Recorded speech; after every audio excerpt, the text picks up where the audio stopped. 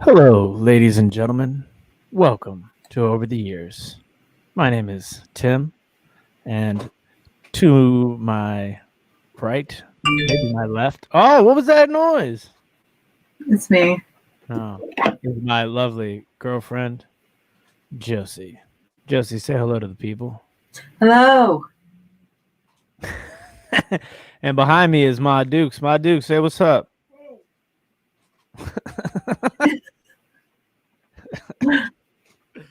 All right. So, if this is your first time joining us here at Over the Years during our live vintage and antique identification show, what this basically is an opportunity for people who have items that may be vintage or antique that they are trying to identify or would like have any sort of questions about those items, and we try our best along with all the lovely people in the chat to help these people answer their questions. And we do this free of charge because we love the people. So that is pretty much what we have going on in this show. Hopefully we are going to be able to answer those. We only have a few submissions this week, but we will, and they are not very easy ones either. Sometimes I think you guys think I'm a antique roadshow, and I like that. I do. Don't get me wrong, but sometimes this is not easy at all. So why don't we say some hellos to the people in the Chizat? And if you're watching this on Facebook, thank you. We appreciate the love on Facebook as always. My Dukes is going to be in and out. She's running around. And if you hear any crazy screaming or yelling in the background, that's just my sister being a teacher, which she is not. She has been forced to. I hear her yelling at AJ. She's like banging the floor. She's like, if he's got 15 and the down payment is 25, and it's just like, I'm like, damn, Caitlin. I know. She was like, I heard her yell at AJ too. She said, AJ, bring me a Dos Equis. And he's like, what? She's like, the green bottle, bring it to me. I'm like, man. All right, let's say hello to some lovely, lovely people. Kelly, the econ mom. Howdy, y'all. Kelly, your boy, Bill O'Brien, the head coach and general manager for your Houston Texans, got fired today. I bet you're pretty happy about that. Kelly was the first winner on my football podcast, Authentic in the Beard. She was the first trivia winner on our show and won a jersey of her choice, which she chose a JJ Watt jersey for the Houston Texans. So shout out to Kelly. Do you remember what the question was? I forgot what the question was, but I remember I got it wrong by like 2 years. She said 1973 and I said like 1975. And I can't remember. I can't remember exactly what it was, but it was not an easy question. Scotty Boom's always got them tough questions. Hello to Michelle. Michelle sent us a couple of items that she has questions on, so we will get to those today. Judy, how's it going, Judy, with the cute little dog in the picture? Yeah.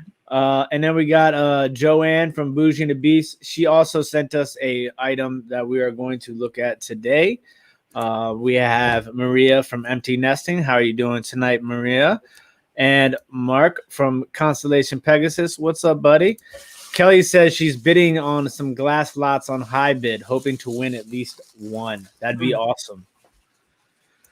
And then Joanne says, if it was easy, we wouldn't need your help. Oh, man. And then we got one of our favorites, Harry Humstone, who recently his channel got monetized. Shout out to Harry. Congrats. Yes. Carrie is here from KC Addicts. And our favorite, what's going on, David? How you doing, brother? David, carbon picker. And Brum Reseller, evening from Birmingham. United Kingdom, not Birmingham, Alabama. No. Birmingham, UK. And Trish from San Diego is in the building as well. Oh, here's a question. When was the last time the Washington Redskins came back from double digit to win over another NFC East team or something? That was it. That was the question. Yes, it was. I will never forget that answer. All right, so let me work on pulling Kendra Joe. Oh, that reminds me. Thank you. Oof. How will the Packers do tonight? I think they are a safe bet to win. That is for certain.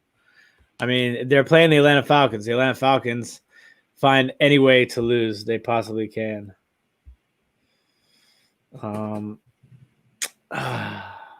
Shoot. Give me 1 second. I totally forgot about this. All right, let me try and pull up these pictures really fast. Downloads.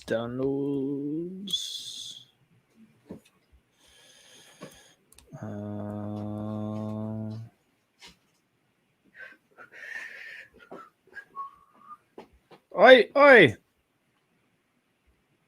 It's going really fast. Scheiße! Come on. What are you doing? What's going on? I'm trying to pull up the pictures and my computer is tripping. Uh-oh. Oh, no. Can you email them to me and I share the screen? No. I got it. Okay. I will not let them defeat me, Josie. They will not win the computer world. Technology.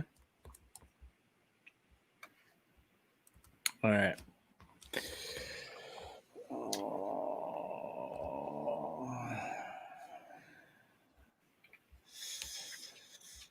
Okay. All right. I was disappointed in the finish last year. I think Aaron had grow issues. Good. I need Rodgers to score 17 points to win my fantasy game. How are you doing in fantasy football, Kelly? What's your record so far?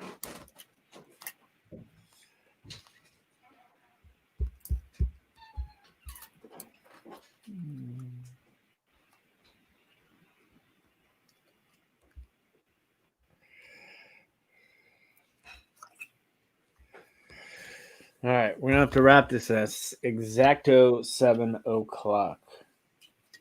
Okay. All right, you ready, babe? When you are. Okay. My Dukes, these are some tough ones. I'm not lying to you guys when I say this.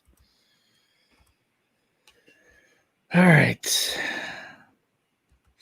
So first up is going to be this. Not that either. I don't know why they do this. It brings me back to like. Okay, the first thing that we're gonna have is gonna be this pottery cup with the lion head on the front. This is a really awesome piece right here. I really like this. Pretty cool, right? Very. Now, I'm going to be honest with you guys.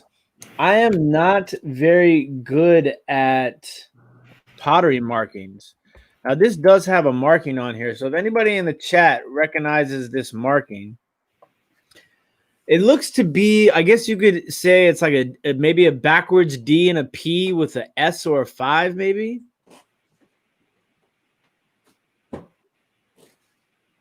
What do you think, Josie? A P? A CP5? It could be a CP5 for sure. But I was either a CP5 or a CPS or a DP5 or DPS. Like, you know how sometimes when the people have like they make markings and they have two letters, they put them back to back like that. Joanne said she posted it to a studio pottery group on Facebook and got crickets. I mean, this is the thing too. It's like it's definitely a very interesting piece. I don't necessarily think it's not a cup, it's a creamer for sure, right? Because it has this lip up here at the top.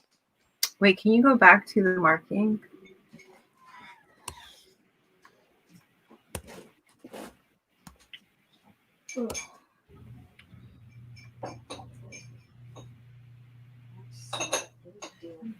What is that noise?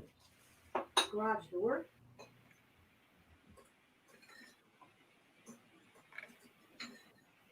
Ugh, I thought I got it. Could it be a CY5?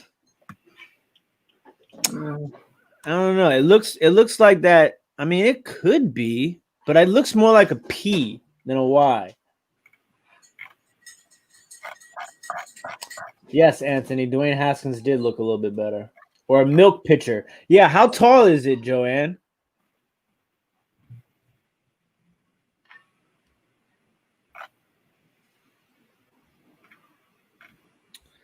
All right. Let's start diving into some keywords. Could it be abbreviation for Joseph?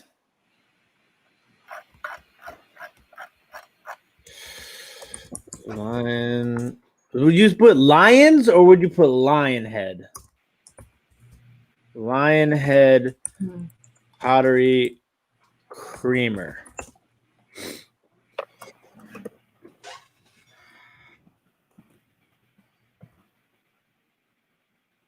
That didn't help. This bomb death match. Jeez Louise.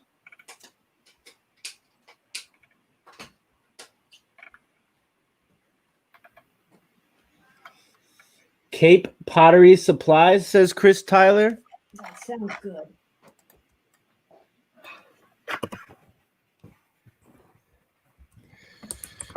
Cape Pottery Supplies.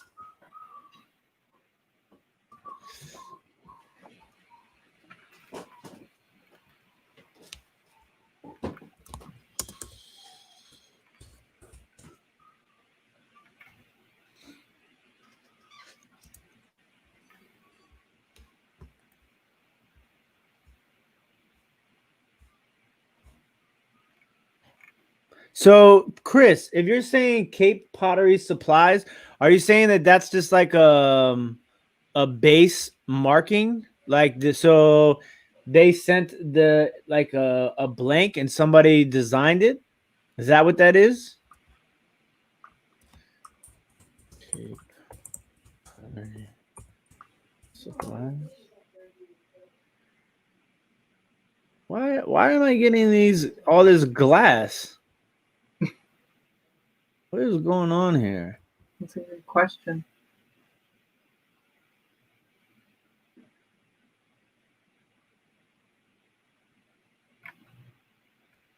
This is a hard one. Did you hear me? It's a hard one. You talking to me? Yeah.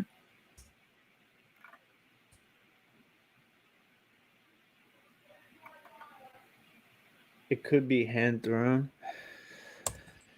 Pottery creamer. Oh. That's crazy how I typed that in and like there's nothing.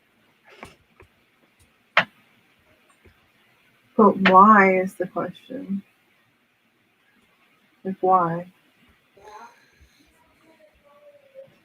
Okay, let's just try lion head pottery.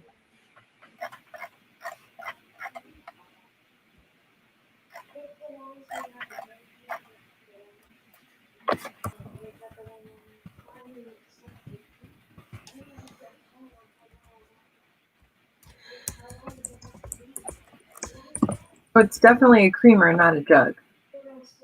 I mean, it could be a milk pitcher.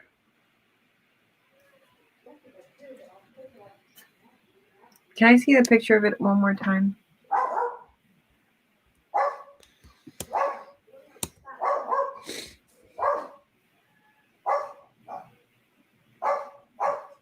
Go back to the front.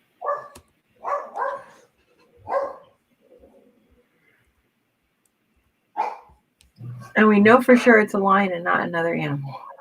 I mean, yeah.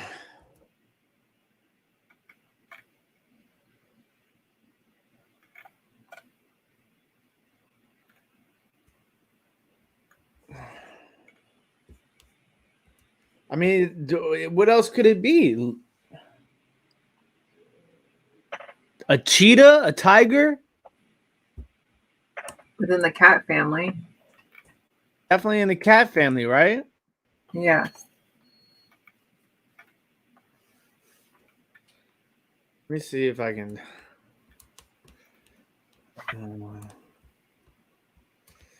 CP5.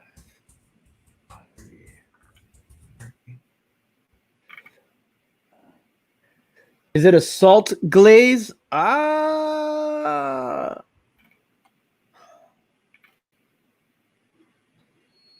don't know.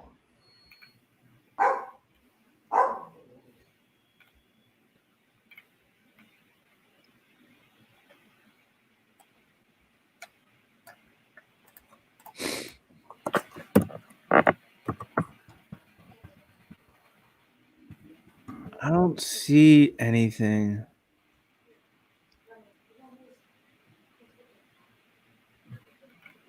Like it. Base looks hand thrown. I was thinking it could be a salt glaze.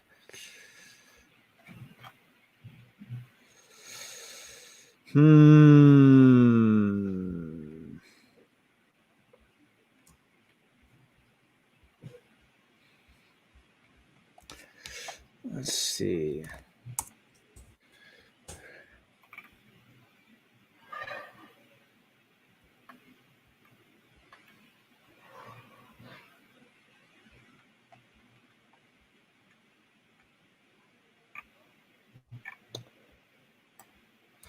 And maybe we try lion face instead of lion head.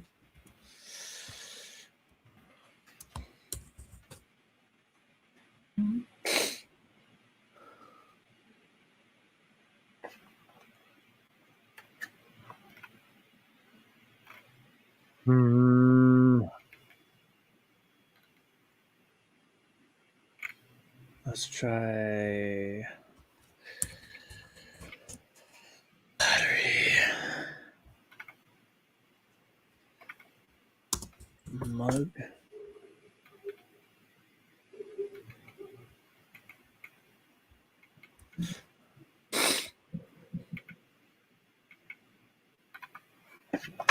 I'm going to be honest. I've never been fond of looking up pottery. It's super tough. Like, The markings are very every time I try to get into pottery and I start looking at the markings, it's just a lot of times just because the way that the markings are put on the pieces, it makes it super difficult to identify. Like you have to be a really, big pottery, person to really know. Definitely a studio piece. It says kiss my stained glass. Okay, so let me ask this, everybody in the chat. If you had that piece and you were selling that piece, what would you list that piece for? How much would you price that for? That's the question now, because at this point, I think we can all agree that there's not. I mean, I don't think any of us can actually figure that out. What that is right now. My question is, there's an ongoing project to identify studio pottery. Let's go with what we know. Michelle says $89. really? My Dukes. Yeah. If you had to price this piece of pottery, what would you Ooh, it's really nice. Really nice, right? Yeah. What did you guys decide that was made by? Who that We was? weren't able to figure it out. Couldn't figure it out? Able to identify it. There's like. You recognize that marking? No. How much would you list that for? Where did they get it? Assuming, where did you find this at, Joanne?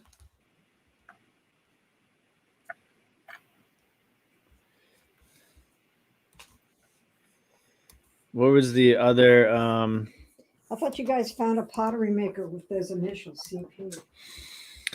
Kelly says 50. Kiss My Stained Glass says 65. Michelle says 89. We got I it would at a think consignment 65 shop. is somewhere. What's that? 65. Yeah. See, studio piece means it's a one of a kind. I mean, as a reseller, everybody loves a one of a kind. Yeah. I mean, at least I do, because it's a conversation piece, with as far as the buyer, from the buying standpoint. There's really not a lot out there. I mean, I kind of like that range of 50 to $75, depending upon how big it is. If it's closer to the size of a milk pitcher, like this is this is a milk pitcher size right here. I guess this is almost a little bit bigger than a milk pitcher. Yeah. So like if it's along the size of that, then I would lean towards the higher end for sure. It's just finding a buyer for that one of a kind piece. I mean, I think it's an awesome piece. Like, I like it. The colors on it are amazing. The detail is amazing. That lion face on the front of it is really awesome. Volume wise, it's a milk pitcher size, not a creamer. So then, yeah, I would have someone likes it, someone buys it. There you go. I would price that thing somewhere in the range of $60 to $75. I would obviously, you would want to start on the higher end of things, because the possibility of, you can always accept lower. You don't want to start too low and then it sells in 10 seconds. I mean, that's never a bad thing, in my opinion, because you probably paid a lot less than what you're selling it for. What's going on, Marcus? How you doing, brother? All right. So hopefully we were able to give you some help on that. Oh, I'm all jittery right now, aren't I? Yep, unfortunately. It was good while it lasted. Yeah. All right. We're going to try to unjitter really fast. Okay. That means leaving me here. Okay, well, while Tim figures that out, I'm over here still looking through pottery pieces. Let's see if I can share my screen.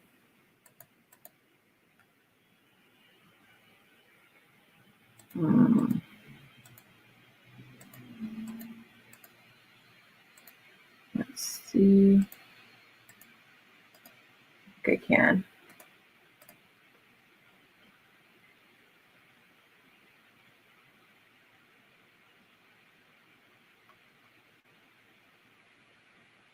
Okay, so I'm scrolling through a lot of these pieces to see if I can find it with any keywords.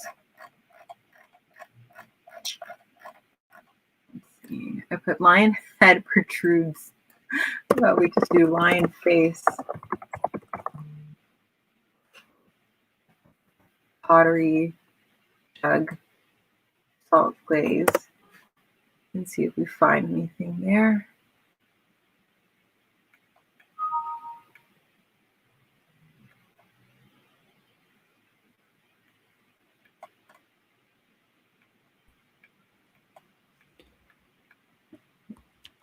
What are you looking at? Still looking for the piece. My jitters are gone. Come across it. Okay. So I kind of wanted to touch on this piece that Michelle sent in, and she had some questions about.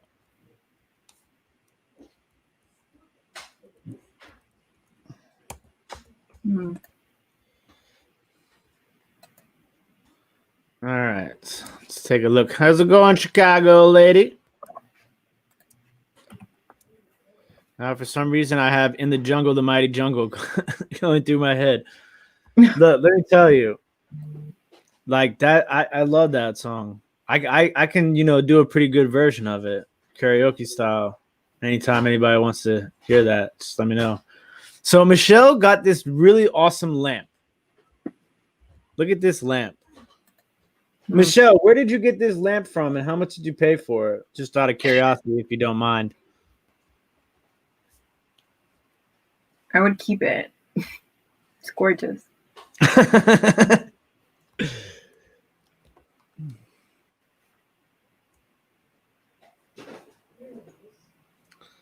Let's see. So Michelle says An auction for she said I got $90. $90. Yep, at an auction. So Michelle sent the email. She said, I got this lamp over the weekend. They call it a Gone with the Wind angel face lamp. It lights up at the top and the bottom.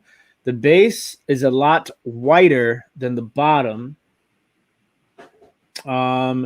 She says it has brown drip stains all over it. I suspect it is from years of cigarette smoke. Excuse me, although it doesn't smell at all. Oh, nice. When I wiped it with a soft cloth, the brown came off easily in some places, but not where it had heavy drips. The big problem is the painted flowers. The paint rubs off just as easily. Oh, Should no. I just leave it the way it is? I think it would look strange to have it white everywhere except where the flowers are painted. Is there a way to stabilize the paint? Also, there's a dent at the base. How much does all of this affect the value of the lamp? That is all very, very interesting questions. All right, just to be on the safe side, I don't think that I would continue cleaning it. I think that the painting of like the floral decorations is like what gives it that character. And if it's like inconsistent in some parts, I guess it's fine because it's an old piece, but I don't suggest cleaning it anymore. Yeah, I would assume that the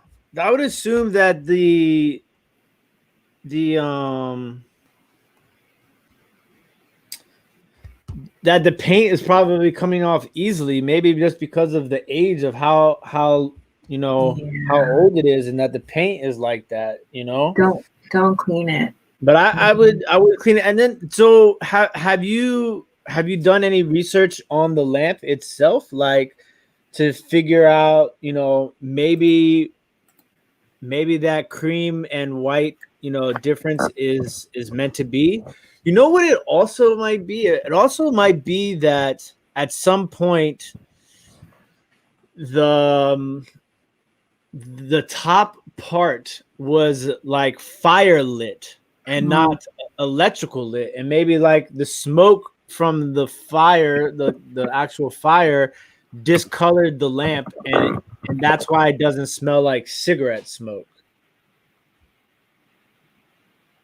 Maybe that's what that is. All right, David, thanks for stopping by, buddy. Have a good one. Bye, David. So that would be a possibility of why that is giving it that discoloration. Maybe at some point this was converted into an electrical lamp. It is absolutely stunning, though. Mm-hmm. I kind of want to look it up and just see. Now, as far as like the dent in the base goes, I mean, obviously a lot of times like that stuff can be, I mean, if somebody's looking for a perfect lamp, then yeah, it's an issue. But a lot of times, you know, things are old, and when things are old, they have, you know, issues like that, and there's nothing you can do about it. Gone with the Wind.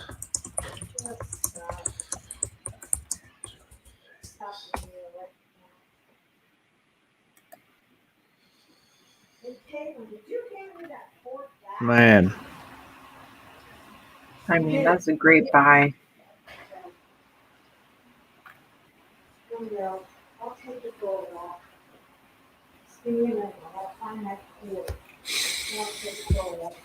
I wonder, I don't see any makers of it at all. Like none of these are. Yeah, see, it was it had to have been an oil lamp at some point. Mom, do you think that when people convert oil lamps to electric lamps, does that increase the value or decrease the value, or doesn't really affect it? I don't think it affects it. I mean, unless you're a purist for an oil lamp, that's what they did. They converted them to electric. I got 2 of them, 3 of them. There's one over there. I mean, people today like the look, but they don't want to mess with the oil. It's a mess. How But gorgeous is this that's lamp? beautiful. Who makes it? But no idea. No idea. Wow. What's interesting is that I think I found a very similar lamp, but it doesn't have the flowers on it. Yeah, a lot of these don't. Gone with. Oh. What's going on, Tim? How you doing, brother? Gives a character. I wonder if the flowers have not been fired, then they may have been put on later than the piece. That's an interesting idea too. That's true. What's going on, Susie? How you doing? Can I see the base Yeah. of the piece?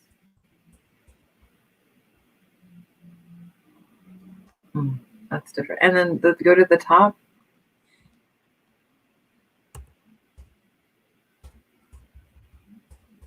It's funny. I found a lamp that has the same top. Yeah, but then the base is different. I'm assuming the base was probably changed when converted to an electrical lamp. Here, I'm going to send it to you.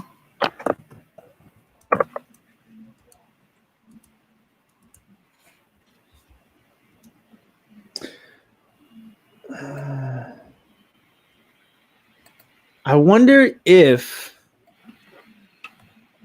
those flowers have no embellishment on the lamp, like how the angels are, and all the texture and everything. Those flowers are definitely added on later for sure. I think. So look and see what I sent you. How did you send it to me? Facebook message, or it's the same top part, but then a different bottom part. And you see the angels, but there's no painting on them.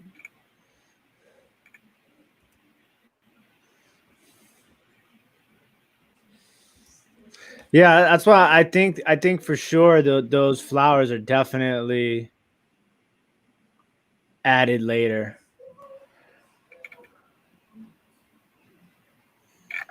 I mean, for $90, that's a really great buy. Yep. I wonder, Gone with the Wind. Shrub lamp.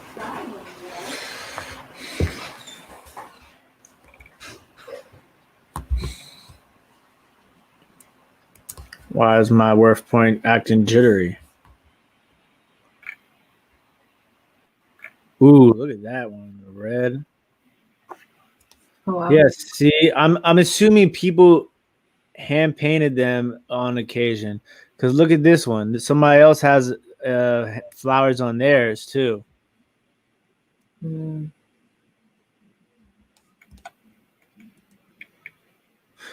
So I don't think that the discoloration of the two different pieces. Oh man, look at that one. I love that color.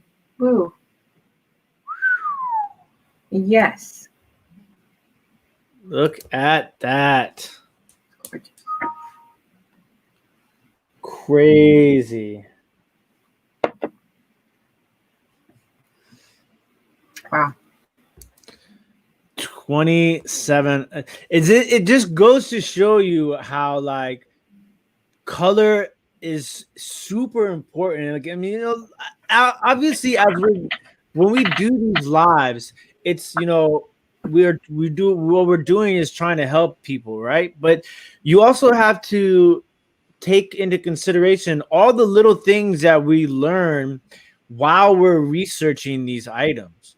You know, like, so this is a great example to show you of how like the price point can vary so tremendously between very similar, if not identical items, right? Mm-hmm.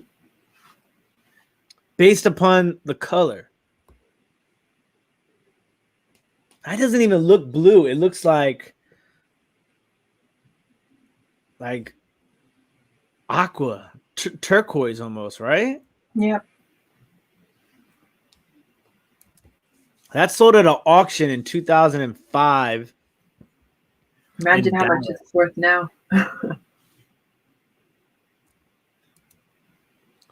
Let's see. Let's get into high look.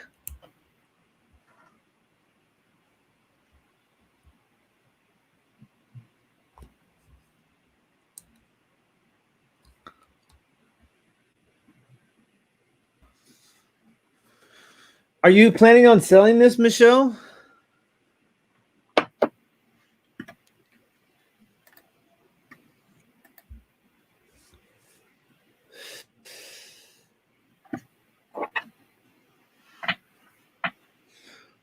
Well, here you said you are planning on selling it. Here's some information that might prove.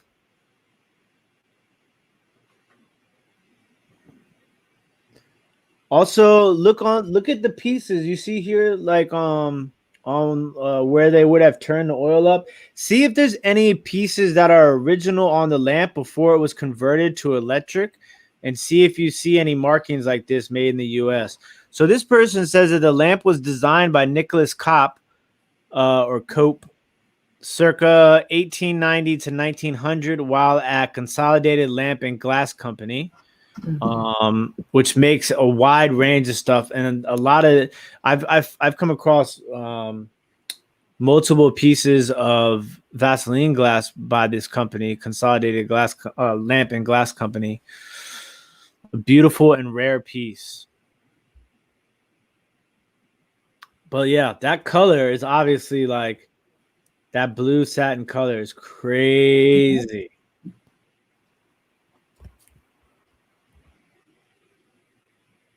The pink one too, cranberry glass. Look at that.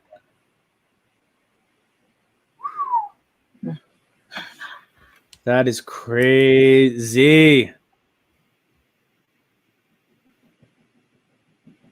True. Look at this one in 2017, Michelle, with the flowers painted too.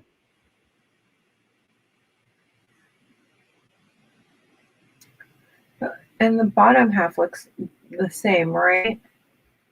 Mm, The same shape.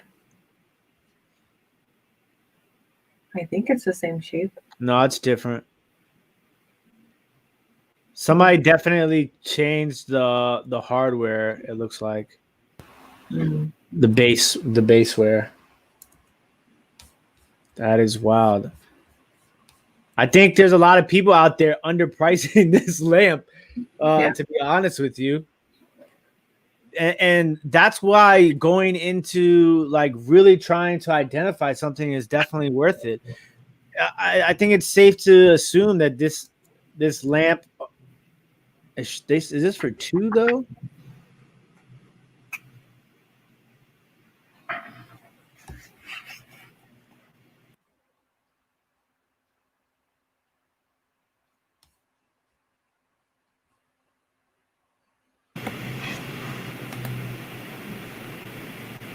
No, it's just for one lamp. That's crazy. I mean, this is a white one. They sold this for $800 in 2017. A bugger to ship. It won't be that bad to ship. Does it come apart? So scared to ship that, Tim. I mean, I've shipped some crazy stuff in my time. This is like a really big piece, though. Yeah, but it comes. It separates into two pieces. Fair, but at the same time, I don't know. Some pieces might be loose. You don't know how thick or thin the piece, like the actual piece is.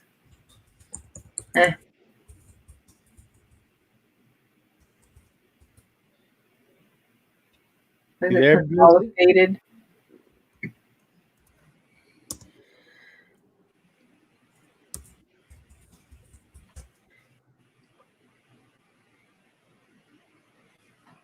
Look at that. The clear one sold for $965 in 2018.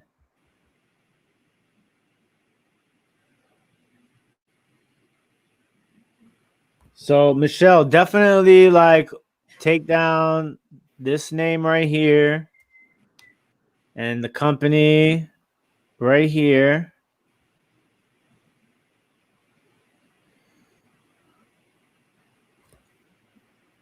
Says the lamp was manufactured in red satin glass, clear satin glass, originally called crystal etched, green satin glass, and blue satin glass. Doesn't say anything about white satin glass.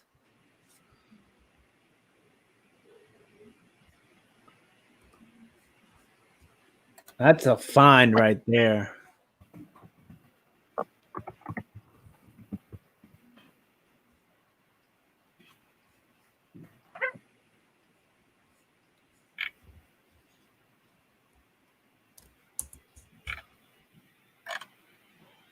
Brother found the name on the knob. What's the name on the knob? Oh, look at the green one. I bet you $1,000,000 that that's uranium glass, and those people don't even know who had it. I am almost guarantee you. Oh, the other one next to it. Well, they knew, right? Because you can tell like it's like one of them is illuminated, right? No, that just is like a regular light in there. They don't have any mention of it in there. Ooh. But the one next to it, if you go back, it's definitely green glass. Yeah, it's green, but I'm saying it's like I bet you it's uranium glass. Like if you go back to where you were. Back to here? To the main page? Yeah. This one? Right. That one's I think is just green glass. Oh man. I would lose it if I found that. So you said that Pittsburgh Cherub going with the land. All right. Pittsburgh Cherub.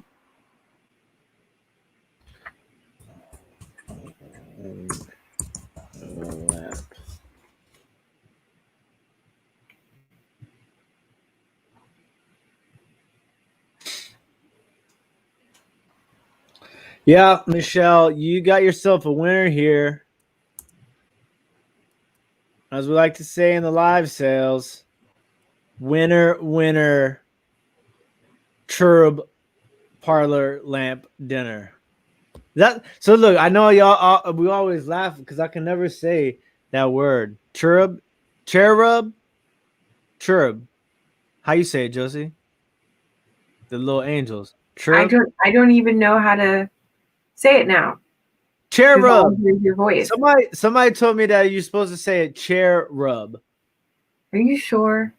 Yeah. Cherub. Cherub. See, there you go. There it is. I knew it. Thank you, Susie. Cherub. Yeah, and you got the made in the U.S. of America. I mean, look. You saw some of the prices on those lamps, right? A lot of those lamps don't have the hand painted. I don't know if to some people that might be a turn off, to some people that might be an addition.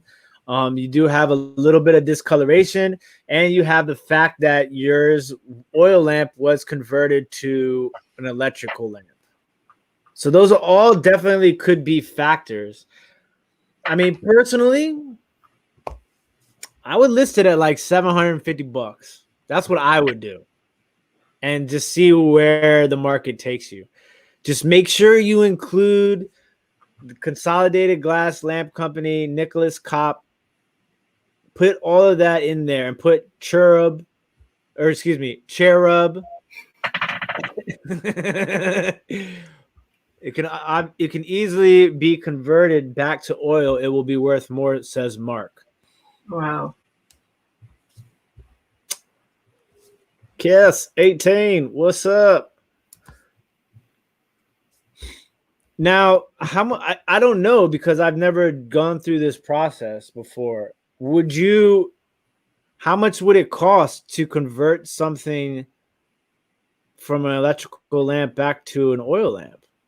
And Or is how that much something would that you? I mean, like, but I also want to know what the return would be too if you were to do something like that. Well, I mean, Mark is saying that it's worth more as an oil lamp, and I believe that to be true also. What's Well, going yeah, on, I do brother? How you too. doing?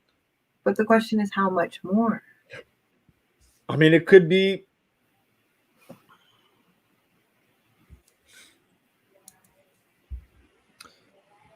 What is the font?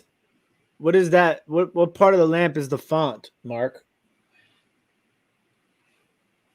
Is that like the base or the actual glass pieces? The globes. What part of the lamp is are you referring to? The part that holds the oil. Got you. Okay.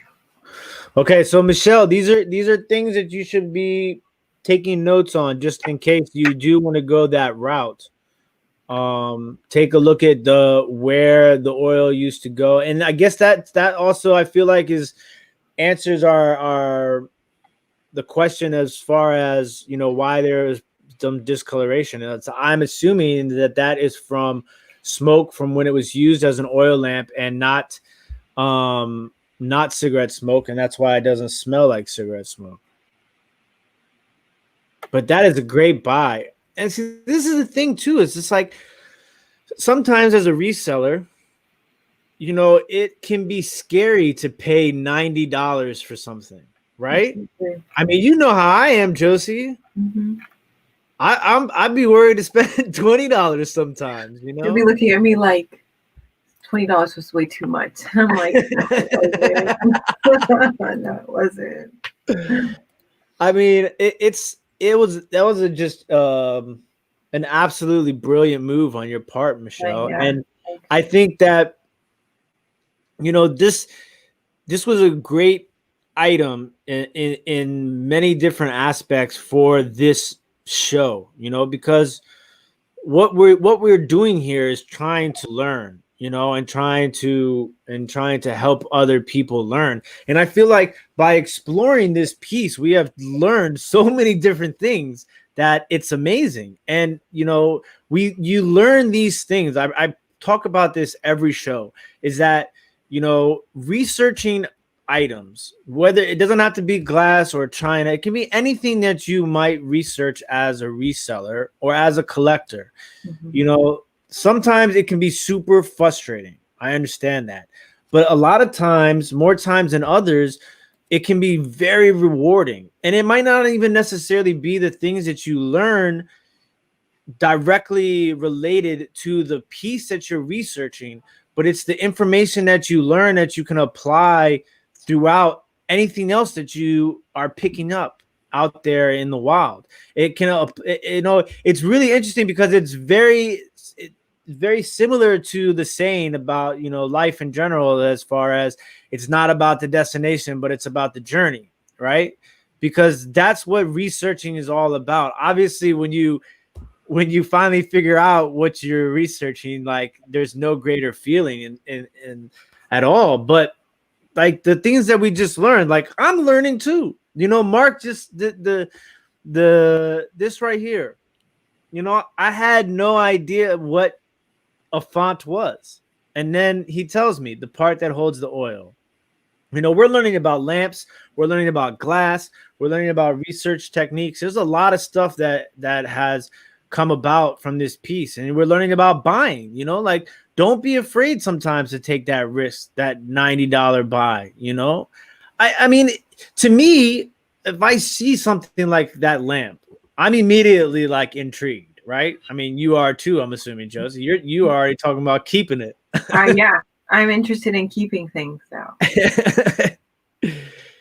It's just falling into the researching hole. The next thing you know, 3 hours went by. I mean, trust me, 3 hours. All right. Oh my God. I'm trying to think about the longest research I've had. I mean, the Gallet piece was probably Ever? I spent days at a time reaching Ever? On a Why? piece? Was there something else that comes to mind that I spent a long time researching? You didn't. So this is the thing is that I don't think you spent as much time as you think you did on the galley piece because you at some point gave up, and then it wasn't until We saw it on the Antique Roadshow. Yeah, yeah. Very true. But I don't think that's the piece that you spent the most amount of time. But I will say that I've seen you spend about a good 4-5 hours on a piece before you're like, this is taking up too much time. I need to move on. I've gotten lucky sometimes too during research and finding like having another piece that I had put aside that I didn't know what it was.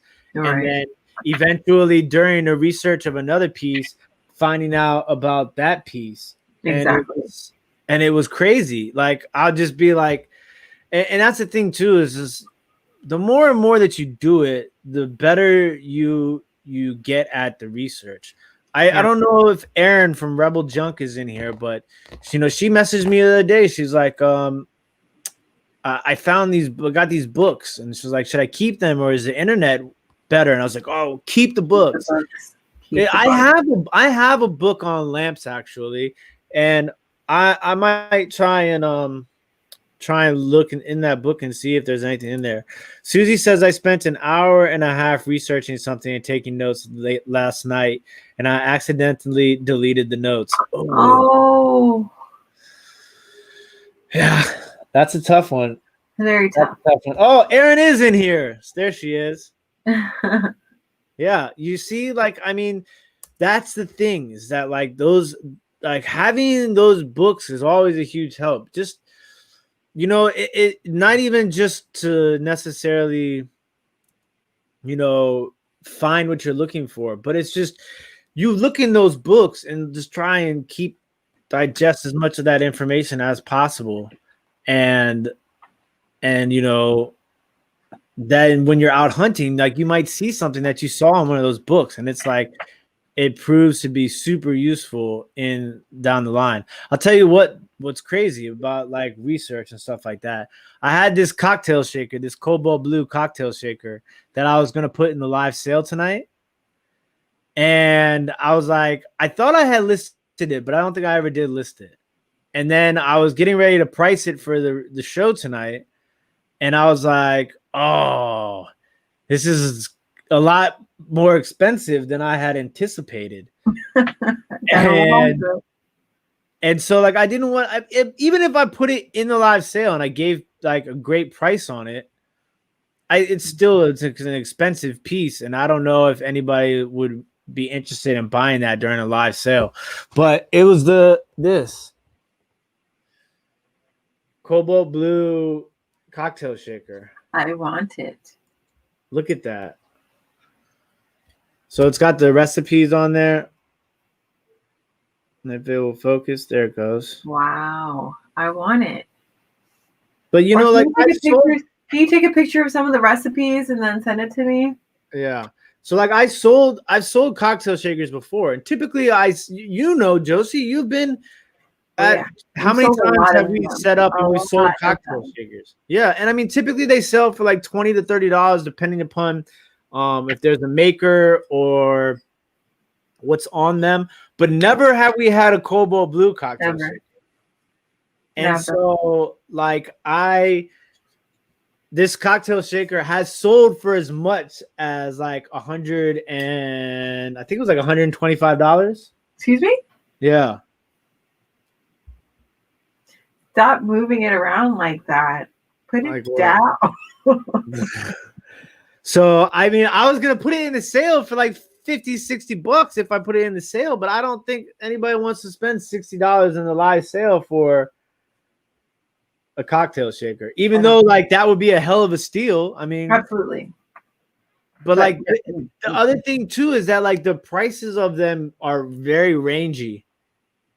So like they go from as far as like I saw some people sell it for $35. I saw some people sell it for $80. I saw some people sell it for $125. Like I mean, the thing is that it is missing this the cap for No, this piece. I mean, I think you can replace that easily though. You can, but I mean, this is definitely, and I think that the top is like, it's on there.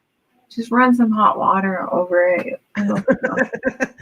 Josie, but yeah, this is I decided not to put it in the sale, but there's Well, still Rebel Junk says that I deserve it.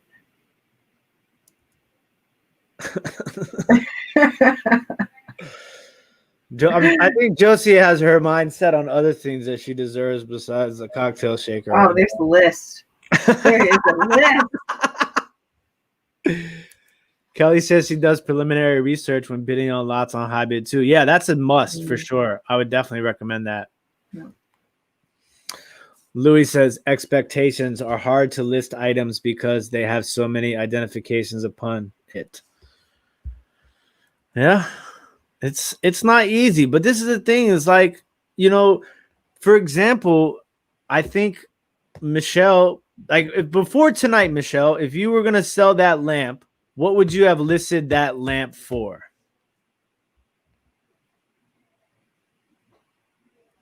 That's what my question is. Before you got all this information that we put together tonight, how much would you have listed that lamp for?